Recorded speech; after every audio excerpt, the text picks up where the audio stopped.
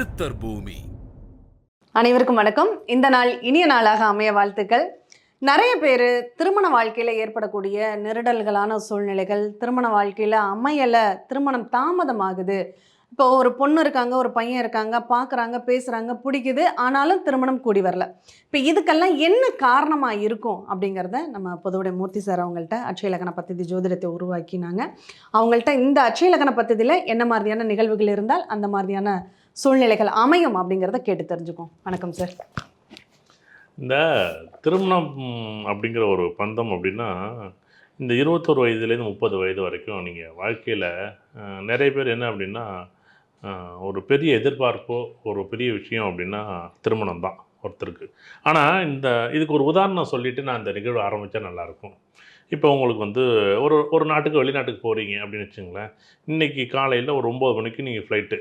நீங்கள் அந்த ஃப்ளைட்டுக்கு போகிறீங்க. அந்த ஃப்ளைட் வந்து அதாவது அந்த வெளிநாட்டு போகும்போது என்ன பண்ணுவோம், இந்த சொகுசாக பார்ப்போம், கொஞ்சம் நல்ல ஃப்ளைட்டாக பார்ப்போம், அது நம்ம டைமிங்க்கு ஒத்து வருதான்னு பார்ப்போம், இதெல்லாம் நிறைய பார்ப்போம்ல. இப்படி பார்க்கும்போது என்ன பண்ணுறீங்க அப்படின்னா, அந்த ஃப்ளைட்டு எனக்கு இல்லை காலைல 9 மணிக்கு ஃப்ளைட்டு, நீங்கள் இந்த ஃப்ளைட்டில் போகிறீங்களான்னு நீங்கள் உங்களை கேட்குறாங்க, நீங்கள் முடியாது அப்படிங்கிறீங்க.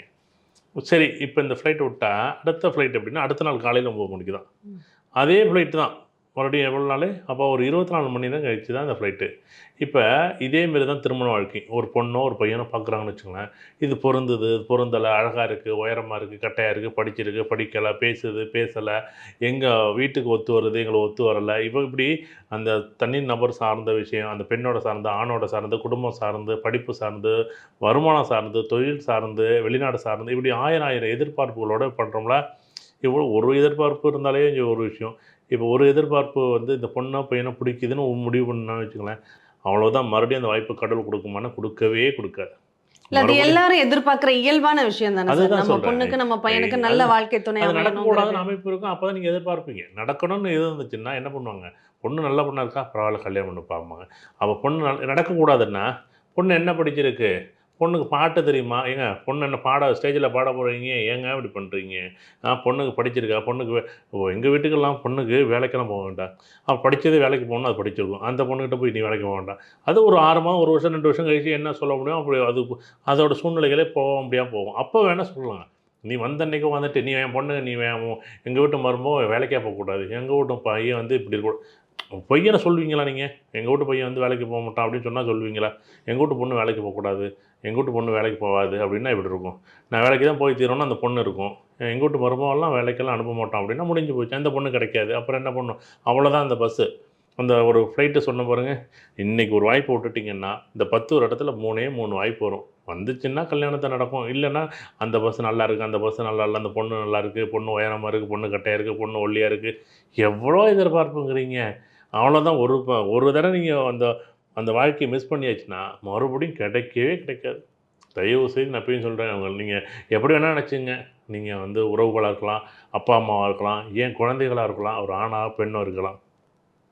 ஒரே ஒரு தடவை நீங்கள் அந்த எதிர்பார்ப்பு இல்லாமல் உங்களுக்கு பிடிச்சிருக்கா, பையனுக்கு பிடிச்சிருக்கா, பொண்ணுக்கு பிடிச்சிருக்கா அப்படின்னா மட்டும் அதை 2 பேரும் மூவ் பண்ணி அந்த கல்யாணத்தை கண்டிப்பாக நடத்தி பாருங்கள். கண்டிப்பாக அவ்வளோ சந்தோஷமாக இருக்கும்.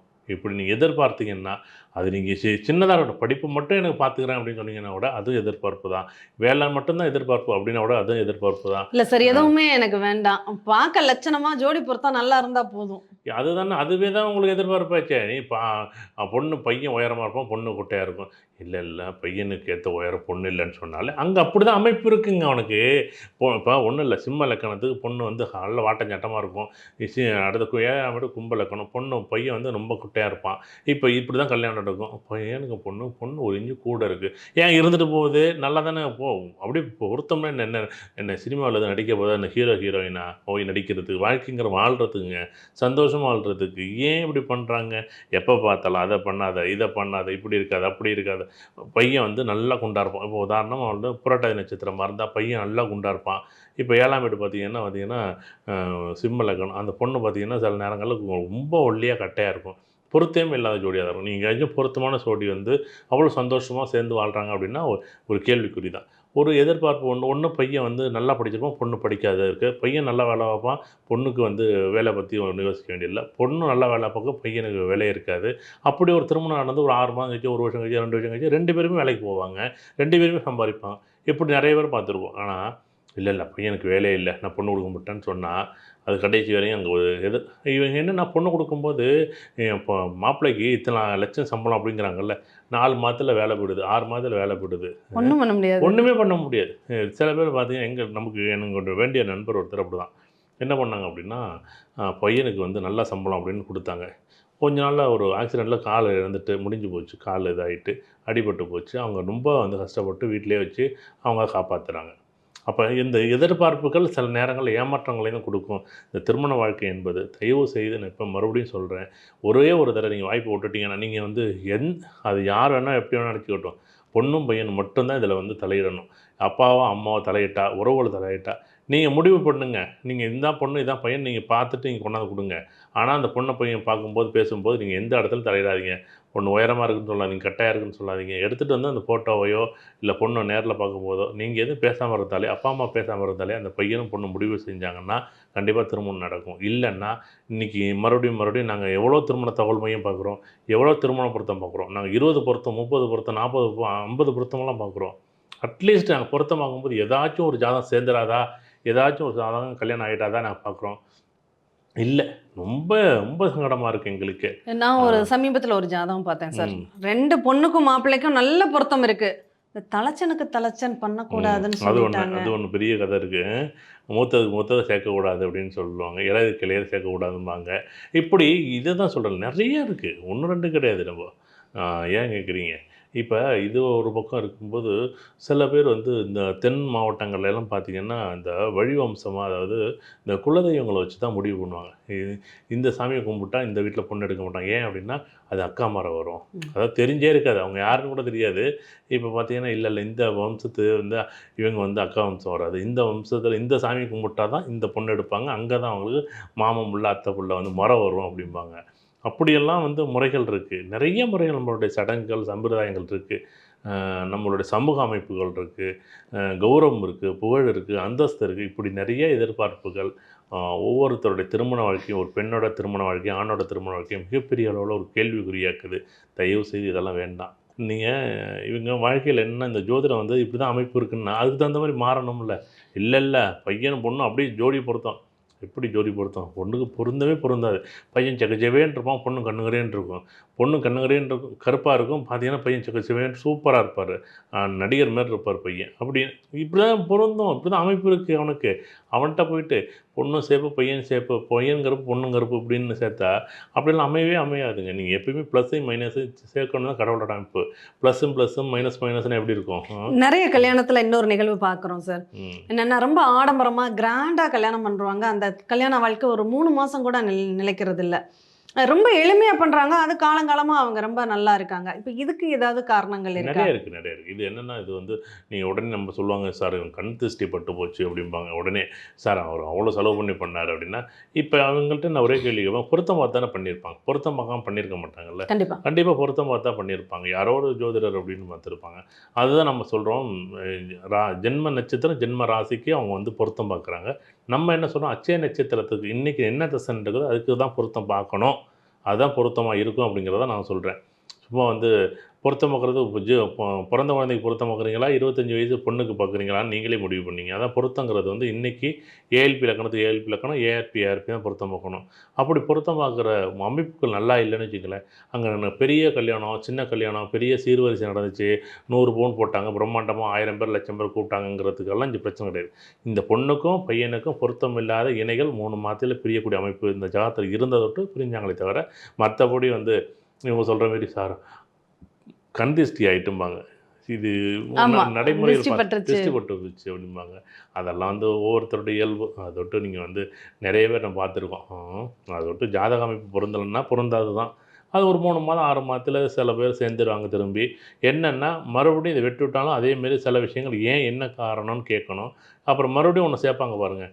அப்படி அதேமாரி வந்துடக்கூடாதுங்கிறது ரொம்ப கவனமாக இருந்துக்கணும். இப்போ நம்ம வகுப்பில் நீங்கள் நிறைய தடவை சொல்லியிருக்கீங்க, சில நட்சத்திரங்கள் வந்து போகும்போது கட்டாயம் அவங்களுக்குள்ள பிரச்சனைகளையும் பிரிவினைகளையும் கொடுத்துடும். ம். அது என்ன பண்ணாலும் அந்த கிரகங்கள் நல்லா இருந்தாலுமே அது அந்த வேலையை செய்யும் அப்படின்னு சொல்லியிருக்கீங்க. அது என்ன மாதிரியான நட்சத்திரங்கள், அதுக்கான இப்போ நம்ம காரணம்? ஒரே ஒரு நட்சத்திரங்கள் அது மாரி சொல்லும்போது விசாக நட்சத்திரம் வந்து ஏஎல்பியாக போகும்போது ரொம்ப கவனமாக இருக்கணும் அப்படின்னு நம்ம சொல்லுவோம். அதுதான் ரொம்ப முக்கியமான விசாக நட்சத்திரம் போகும்போது கண்டிப்பாக. ஏன்னா இது ஒரு ஒரு ஒன்றுமில்லாத ஒன்று அப்படின்னு சொல்லுவோம்ல. இப்போ புயல் வருதுன்னு வச்சுங்களேன். புயல் வந்து வந்து ஒரு ஒரு இப்போ ஒரு இடி இடிச்சிச்சு, 2 மேகம் மோதுனுச்சு, இடி வந்து இடிச்சிச்சு, மின்னல் மின்னுச்சு, இடி இடிச்சிச்சுன்னு நம்ம சொல்கிறோம். இது கரெக்ட்டா? அப்படின்னு கரெக்ட்டா. இப்போ ஒரு காற்றுல வந்து ஒரு வெற்றிடம் வந்து உருவாகுது. கடல்ல ஒரு வெற்றிடம் உருவாகும்போது, அந்த புயல் வந்து ஒரு பகுதியில ஒரு அதாவது 2018லலாம் இந்த புயலை பற்றியான விஷயங்கள் நமக்கு எல்லாருக்கும் தெரியும். இப்போ ஒரு சாதாரண வெற்றிடம்னு நினச்ச விஷயம், ஒரு ஊர் இல்ல, ஒரு மாவட்டம் இல்ல, 2 மாவட்டம் இல்ல, 14 மாவட்டத்த வந்து பெரிய போராட்டமா நிப்பாட்டுச்சு. ம். வெற்றிடம் சொல்லணும். ஒன்றுமில்லாத ஒன்று. அதேமாரி ஒரே ஒரு இந்த நட்சத்திர புள்ளியும் போகும்போது ஒன்றுமில்லாத ஒன்றுன்னு நம்ம அடிக்கடி சொல்றது. குரு நீ எங்க வேணாலும் வச்சுங்க. சுக்கிரன் எங்க வேணாலும் இருக்கட்டும். லக்னாதிபதி இப்போ உதாரணத்துக்கு யாரு? துலா லக்னத்தில விசாக நட்சத்திரம் போகுதுன்னா எங்க வேணாலும் இருக்கட்டும். ம். அது சேர்ந்து இருக்கட்டும், 6, 8 இருக்கட்டும், குரு உச்சமா இருக்கட்டும், குரு நீச்சமா இருக்கட்டும், சுக்கிரன் உச்சமா இருக்கட்டும், சுக்கிரன் நீச்சமா இருக்கட்டும், செவ்வாய் உச்சமா இருக்கட்டும். நீங்க ஏன் செவ்வாய் எடுத்தோன்னா 7ஆம் வீடு வந்து யார் அப்படின்னா, செவ்வாய். செவ்வாய். மேஷத்து அதிபதி செவ்வாய். அவங்க உச்சமா இருக்கட்டும். இது இவ்வளோ நம்ம ஒரு விஷயம் ஓப்பனா பேசுகிறோம்ல, இது வந்து யாருக்கு போனாலும் அந்த ஒரு வெற்றிடத்த குடுக்கும். அப்ப அந்த இடங்கள்ல வெற்றிடங்கள் வரும்போது கவனமா இருக்கணுங்கிறது தான் நம்மளுடைய ஆய்வு. அதுக்காக தான் கொஞ்சம் கவனமா பாருங்க. நீங்க இந்த இடத்துல சொல்லுங்க. அதாவது அந்த பொண்ணுக்கோ, பையனுக்கோ தெரிவிங்க. ம். இந்த இடத்துல வந்து ஒண்ணுமில்லாத ஒன்றுக்கெல்லாம் சண்டை போடுவீங்க. நீங்க வந்து சண்டைய பெருசாக்காத. ம். ஐயா கொஞ்சம் பொறுமையா இருங்க. ஐயா ஏன்னா அப்பதான் நான் அந்த அந்த அவங்களுக்கு புரியுமே தவிர, ஏன்னா ஒரு பள்ளம் இருக்குன்னு தெரிஞ்சா தானே அவங்க கொஞ்சம் மெதுவா போவாங்க, கண்டிப்பா. கவனமா போவாங்க, பார்த்து போவாங்க.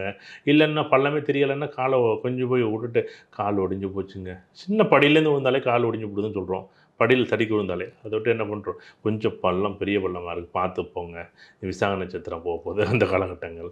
அப்படின்னு சொல்றோம். அத விட்டு இந்த அட்சய இலக்கணம் படிங்கன்னு சொல்றதுக்கு காரணமே அதுதான். கரெக்ட். அந்த பொண்ணோ, இன்னும் பையனோ சில ஜாதகங்கள்ல சார், ஆ. பார்க்கும்போதே என்ன பண்றாங்க, இல்ல இந்த பையனுக்கு 2 கல்யாணம் இருக்கு.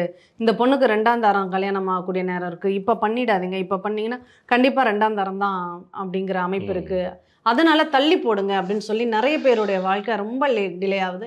இன்ன வரையும் கூட கல்யாணம் பண்ண முடியாம அவங்க தவிக்கிறத பார்க்க முடியுது. இதுக்கு என்ன இல்ல விருப்பம்? ஜாதகம் இப்போ அப்படி இருந்ததோட்டு தான் வந்து 27 வயசு, 30 வயசு, 35 வயசு, 40 வயசு வரையும் கல்யாணம் ஆகல. என்னைய பொறுத்தளவுக்கு கல்யாணத்த ஃபர்ஸ்ட்டு பண்ணுங்க. அது கல்யாணமோ, 2ஆம் கல்யாணம், 3ஆம் கல்யாணமோ அப்புறம் பார்த்துக்கலாம். என்னைய பொறுத்தளவுக்கு முதல்ல வந்து 25 வயசுக்குள்ள முதல் கல்யாணம், இல்ல 27 வயசுக்குள்ள முதல் கல்யாணத்த பண்ணுங்க. 27 வயசுக்கு பிறகு அப்படின்னா, நீங்க 2ஆம் தாரமா திருமணத்த பண்ணீங்க அப்படின்னா, இப்போ நான் என்ன சொல்றேன் 2 திருமணம் ஆகுன்னா, உனக்கு 25 வயசு இல்ல 26 வயசு அந்த பையனோ, பொண்ணோ ஒத்துக்கிட்டாங்கன்னா, உடனே 2ஆம் தார பெண்ணோ, இல்ல 2ஆம் தார பையனையோ பிடிச்சு வச்சு கல்யாணத்த பண்ணுங்க. போதுமே அவ்வளோதானே. நீங்க 2ஆம் தரம் தான் பண்ண போறீங்க. அவன் 2ஆம் தரம் பொண்ணே நான் கல்யாணம் பண்ணிட்டு போறேன். முடிஞ்சு போச்சு. அவங்களும் சந்தோஷமா போவாங்க. புரியும். நல்ல புரிதல் இருக்கும். நல்ல மெச்சூர்ட் இருக்கும். அந்த 27, 28 வயசுக்கு பிறகு நல்லா பொதுவாவே பெண்களுக்கும், ஆண்களுக்கும் ஒரு புரிதல் தன்மை வந்துரும். சும்மா வந்து 35 வயசு, 40 வயசு, 40 வயசு, 45 வயசு அப்புறம் எப்ப தான் கல்யாணம் பண்றது? 2 கல்யாணம் இப்ப 47 வயசுல 3ஆம் கல்யாணம், 60வது வயசு 60ஆம் கல்யாணம் தான் பண்ணணும். எப்ப பார்த்தாலும். நீங்க ஜாதக அமைப்பு அப்படி இருந்தா அப்படிதான் பண்ணிக்கிட்டு உட்காந்துக்கிட்டே இருப்பாங்க. இல்ல சார் எனக்கு 2ஆம் கல்யாணம். வரட்டும் ஃபர்ஸ்ட்டு ஒரு கல்யாணத்த பண்ணுடா, நீ 2ஆம் கல்யாணத்த பத்தி அப்புறம் பேசலாம் அப்படிங்கிற மாரி தயவு செய்து கல்யாணத்த பண்ணி வைங்க. இந்த ஜோதிடர்களுக்கு எல்லாருக்கும் ஒரு அன்பான வேண்டுகோள். 27 வயதுக்குள்ள முதல் கல்யாணத்த திருமணத்த முடிச்சு வைங்க, பேசி வைங்க. முடிஞ்ச 27 வயசுக்கு பிறகு ஒரு 3 வயது, 30 வயதுக்குள்ள கொஞ்சம் பொறுமையா நீங்க பார்த்து பண்ணுங்க.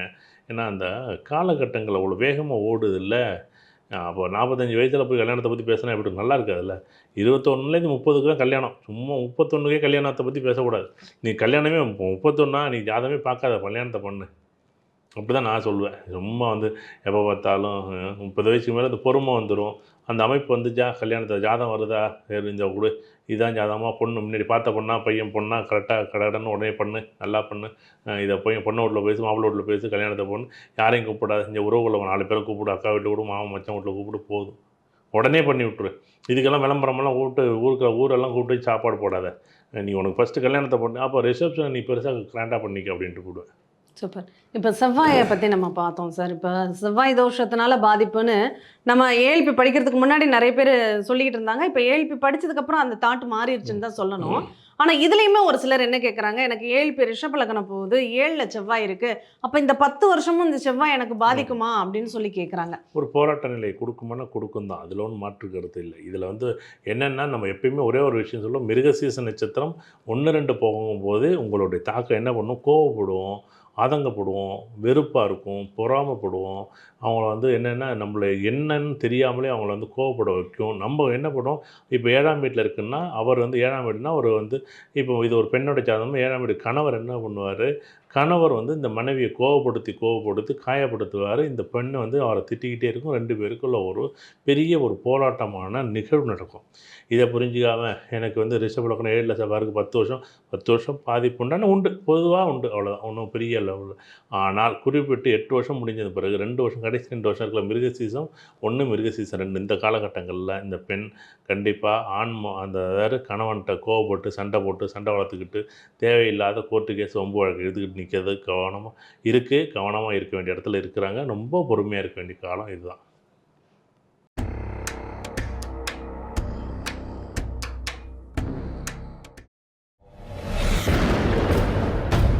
சித்தர் பூமி.